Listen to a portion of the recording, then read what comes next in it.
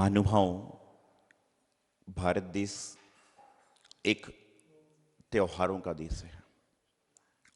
भारत देश की संस्कृति हर दिन कोई ना कोई त्योहार लेकर आया करती है। यदि दिन में एक तिथि होती है तो कई बार दो दो त्योहार भी हो जाया करते हैं। पूरे विश्व में हम सभी गर्व से कह सकते हैं कि हम उस देश में जन्मे हैं जहाँ पर कोई भी संप्रदाय, कोई भी धर्म, कोई भी जाति, कोई भी व्यक्ति अपने अपने मजहब के हिसाब से, अपने अपने धर्म के हिसाब से, अपनी अपनी भावना के हिसाब से कोई भी त्यौहार को मना सकता है। अन्यत्र आप कहीं पर चले जाओ तो उस देश की व्यवस्था के हिसाब से आपको चलना पड़ता है। लेकिन भारत देश एक ऐसा देश है जो त्योहार की जन्मभूमि है। यहाँ पर नित्य प्रति कोई ना कोई त्योहार, कोई ना कोई उत्सव, कोई ना कोई महोत्सव, कोई ना कोई एक सुख शांति का कार्य संपन्न होता है। अंतर इतना है कि जो हम त्योहार मनाते हैं वो एक खुशी प्राप्त करने के लिए मनाते हैं और खुशी देने के लिए मनाते हैं। तो जो हम त्योहार मना रहे हैं, क्या कहीं हमारी खुशी के कारण किसी की खुशी समाप्त तो नहीं हो रही? हम जो त्योहार का आनंद ले रहे हैं उसमें कहीं ऐसा तो नहीं हो रहा है कि हम जो त्योहार मना रहे हैं उसमें किसी व्यक्ति को हमारे कारण तकलीफ हो रही हो? हम जो त्योहार मना रहे हैं उसमें कहीं ऐसा तो नहीं हो रहा कि हमारे द्वारा किसी जीव को कष्ट पहुंच रहा हो? हम जो त्योहार मना रहे हैं उसमें कहीं यह तो नहीं हो रहा कि हमारे कार्य के द्वारा किसी जीव जंतु को दुख पहुंच रहा हो, किसी व्यक्ति को तकलीफ पहुंच रही हो? क्योंकि त्योहार मतलब यह होता है कि आप भी खुश रहें और दूसरा भी खुश रहे।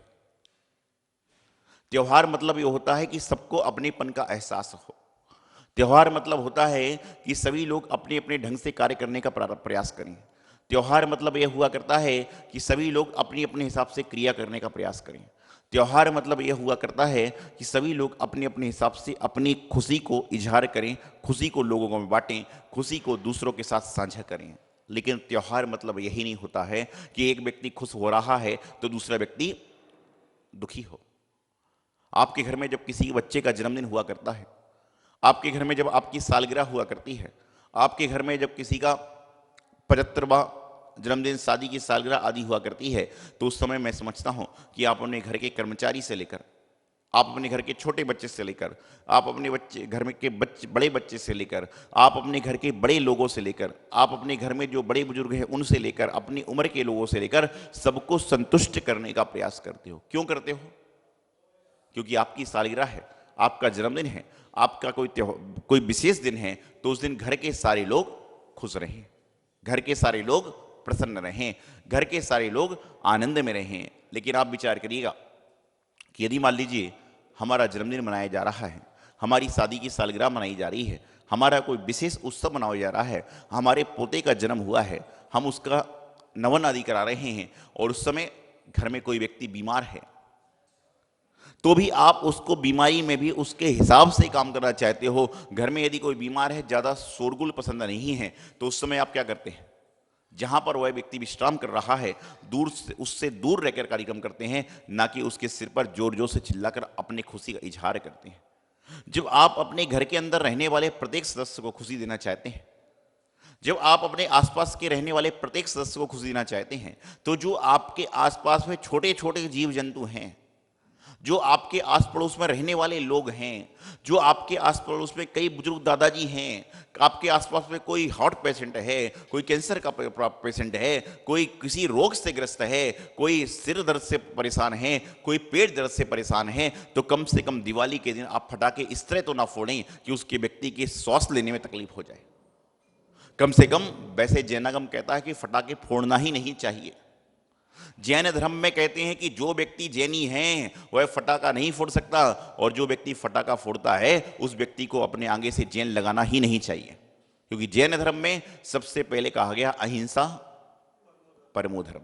हिंसा का त्याग करने की बात बताई गई है। और यदि आप हिंसा कर रहे हो, चाहे वो फटाके के माध्यम से हो, चाहे फुलझड़ी के माध्यम से हो, चाहे अनार दाने के माध्यम से हो, चाहे अन्य अत्र दाने से हो, तो आप हिंसा वाले हो गए। तो अहिंसा धर्म वाले अब कहां से रहोगे? आपके जैन धर्म के भगवान महावीर स्वामी, जिनका आप निर्वाण कल्याणक महोत्सव मना रहे हैं, आज आप जिनका निर्वाण कल्याणक महोत्सव मनाने के लिए उद्यत हुए हैं, आज सुबह प्रातः काल में जब आप जहां निर्वाण लड्डू चढ़ा के आए हैं, भगवान महावीर स्वामी की पूजन करके आए हैं, गौतम गणधर की पूजन करके आए हैं, सब कुछ करके आए हैं, और भगवान महावीर स्वामी का मुख्य सिद्धांत क्या है? जियो और, जब आप कहते हो जियो और जीने दो, अहिंसा परमो धर्म की जय, तो आपके इन हाथ में से फटाके कैसे फूट सकते हैं? आपके इन हाथ से कैसे फुलझड़ी जल सकती है? आपके इन हाथ से कैसे अनारदाने जल सकते हैं? यदि आपके इसी मुंह से जियो और जीने दो का शब्द निकला है, तो मैं समझता हूं कि उस मुंह से आपको फटाके फोड़ने की इजाजत कभी देना ही नहीं चाहिए। लोग मेरे पास में आते हैं, कहते हैं महाराज जी हम क्या करें, हमारे बच्चे मानते ही नहीं। अरे आपका बच्चा तो कहता है मुझे अमेरिका जाना है, तो आप क्या जाने देते हो? आपका बच्चा तो कहता है मुझे ये कोटी लेना है, तो आप क्या ले देते हो? आपका बच्चा तो बहुत सारी चीज करता है, क्या आप सारी पूरी करते हो? आप उसको समझाने का प्रयास करें, आप उसको बताने का प्रयास करें। जिस तरह से वह आपका लाल है, उसी तरह से जो फटाकों के कारण बहुत सारे छोटे छोटे जीव जंतु की हत्या हो करती है, उसके पोल्यूशन का, आज तो पूरे सरकार ने, दिल्ली सरकार में देख रहा हूं, पिछले 8-10 दिन से बैन लग गया। पोल्यूशन के कारण निर्माण जो हो रहे हैं उस पर तक रोक लग गई। आप विचार करिए कि इतना पोल्यूशन फैल रहा है भारत देश में, उसमें कहीं ना कहीं 10-20% पोल्यूशन जो फैलता है वह इन फटाकों के कारण फैलता है। और एक बात और आपको बता दूं कि जो फटाके फोड़ के हम आनंद लेते हैं, फटाकों का जो धुआं निकलता है, वही धुआं क्या होता है कि हमारी नाक के माध्यम से हमारे शरीर में जाता है, हमारे फेफड़ों में जम जाता है, और आगे जाके जो बीमारियां होती हैं उसका कहीं ना कहीं जननी ये फटाके और फुलझड़ी आदि।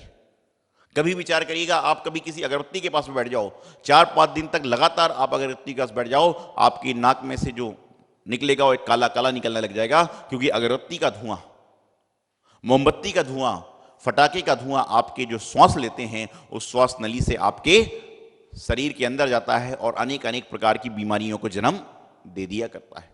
तो अब विचार करें, दिवाली का पर्व है, दिवाली का पर्व किस लिए है? दिवाली के पर्व में आप जलाएं, दिवाली के पर्व में आप माचिस से जलाएं, लेकिन किसको जलाएं? दिवाली के पर्व में आप फटाकों को मत जलाएं, दिवाली के पर्व में आपको जलाना है तो दियो से दियो को जलाएं, दियो से दियो को जलाएं और दीपक का प्रकाश करें, जिससे कि अंधकार दूर हो जाए। दिवाली का मतलब होता क्या है? दिवाली शब्द खाली धर्म के, जैन धर्म के लिए नहीं, खाली हिंदू धर्म के लिए नहीं, दिवाली शब्द तो सारी संप्रदाय को लेकर आता है। दिवाली शब्द आप लिखोगे तो जब स्पेलिंग लिखते हैं दिवाली की तो क्या लिखा जाता है? जब दिवाली की स्पेलिंग लिखोगे तो लास्ट में क्या आएगा? ALI। ये क्या होता है? अली होता है। और अली शब्द किसमें से प्रयोग होता है? मुस्लिम संप्रदाय में प्रयोग होता है। तो हमारे भारत देश में यही तो बात है कि जब दिवाली आता है तो लास्ट में अली आ जाया करता है, अर्थात मुस्लिम को भी याद किया गया है कि वही भी दिवाली मनाएं। और जब मुसलमान के त्योहार में रमजान आता है तो सबसे पहले लिखा जाता है RAM। क्या बनता है?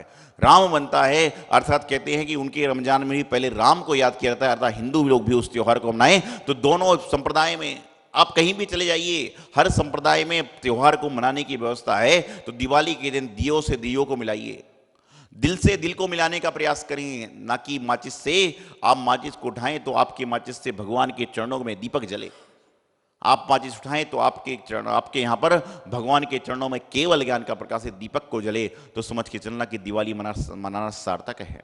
न जाने कितने सालों से हम दिवाली मना रहे हैं, ना जाने कितने सालों से हम लोग दिवाली पर मिठाइयाँ दे रहे हैं, ना जाने कितने सालों से दिवालियों पर हम मिठाइयों के डिब्बे एक्सचेंज कर रहे हैं। और मैं आपको एक बात कहना चाहता हूँ, कभी भी आप नोट करना, इस समय तो महामारी का समय है, पता नहीं क्या हो रहा है, लेकिन कई बार जब आप सुबह आते हो कि महाराज जी लड्डू जल्दी चढ़वा दीजिए, मैं पूछता हूँ क्यों? बोले दिवाली देने जाना है, मिठाई देने जाना है। मैं उससे कहता हूं कितने डिब्बे? बोले 15। मैंने कहा इन्हीं 15 डिब्बों में से 2-3 डिब्बे तेरे घर वापिस आने वाले हैं। बोले ऐसे कैसे होगा? मैंने कहा देख लेना। एक बार मैंने यही किया, एक बार चतुर्मास चल रहा था, मैंने कहा कितने डिब्बे बांटने जा रहे हो? 20। मैंने कहा सब में नीचे साइन लगा दो और शाम को आके मुझसे मिलना। कल मुझसे आके मिलना। तो उस बंदे ने बताया कि महाराज जी ये डिब्बा कम से कम 5 बार तो मेरे पास घूम गया, वह डिब्बा तो कम से कम 5 बार मेरे पास घूम गया। होता यह कि आपने भी नेंग किया, दिवाली की मिठाई दी, और उसने भी क्या किया, आपसे लिया और आपको हाय हेलो गुड मॉर्निंग जय जय नमोस्तु नमस्कार गुड नाइट आदि किया और चलते बने। कभी विचार किया कि जो दिवाली की मिठाई का डिब्बा देने जा रहे हैं उसमें से कम एक डिब्बे की प्लास्टिक खोल के खिला तो सामने वाले को दें। लेकिन हम सोचते भैया हमने तो अपना काम कर लिया, और वह व्यक्ति भी क्या करे, वह व्यक्ति भी क्या करे कि अपना काम कर ले।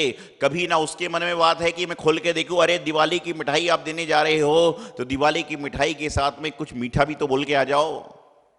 मात्र औपचारिकता मत निभाइए कि घर वालों ने कह दिया है कि दिवाली की मिठाई बहन के यहां देने जाना है, तो जो भाई जो बहन एक दूसरे से झगड़े में चल रहे हैं, मिठाई के समय हाय हेलो करके मुस्कुराते चल पड़ते हैं, दिवाली के समय आप मिठाई लोगों को देना दें कोई बात नहीं, लेकिन दिवाली के दिन कम से कम लोगों से मुंह मीठे बात करने का प्रयास करें, मिठास के साथ बात करने का प्रयास करें, तो समझ के चलना कि आपका दीपमाला पर्व, दिवाली पर्व आपका संपन्न हो जाएगा।